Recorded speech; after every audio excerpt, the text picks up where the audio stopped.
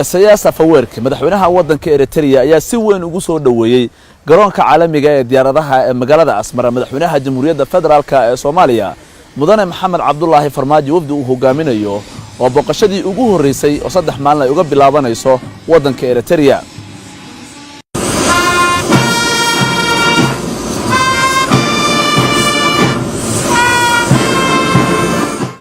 cutubyo ka tirsan ciidanka waddankan oo tumaya astaanta Jamhuuriyadda Soomaaliya ayuu salaan sharaf ka qaatay madaxweyne Farmaajo.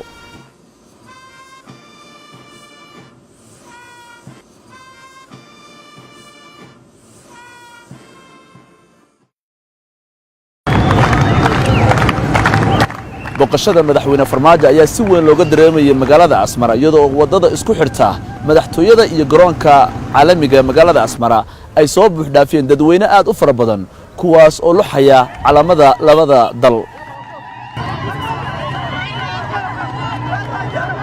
qaarkood ayaa ku qaylinayay soo dhawow madaxweyne Farmaajo. sidoo kale wadooyinka ayaa waxa ka muuqatay hal ku dhigyo muujinaya saaxiibtinimada Soomaaliya iyo Eritrea ha jirto. sidoo kale dadka ayaa aad wajiyada looga dareemayay inay aad ugu faraxsan yihiin cilaaqaadka iyo xiriirka dhexmaraya labadan dawladood. labada madaxweyne ayaa halkan oo xaruntii madaxtooyada waddanka Eritrea ay ku yeeshaan kulan rasmi ah kaas ay uga hadlayaan xiriirka iyo iskaashiga labada dawladood. labada madaxweyne way fariiseen waxay ka wada hadleen qadiyadaha Soomaaliya iyo Eritrea khuseeya. qadiyadahaas waxaa lafdhabar u ahaa in la soo hadal qaado xiriirka labada shacbi ka dhaxay. labada shacbi xiriirka ka dhaxay waxa ahaa mid isdhexqaada iskaashi ah degaan wadaag ah halgan wadaag ah. waxaa laga hadlay way aragnimadii labada dal ay lahaayeen xagga xilliga isticmaalka iskaashiga ka dambeeyay kaalintii ay lahaayeen Soomaaliya ku lahayd dalka gobonimadiisa iyo kaalintii Eritrea xilliyadii adkaa ee Soomaaliya soo maray.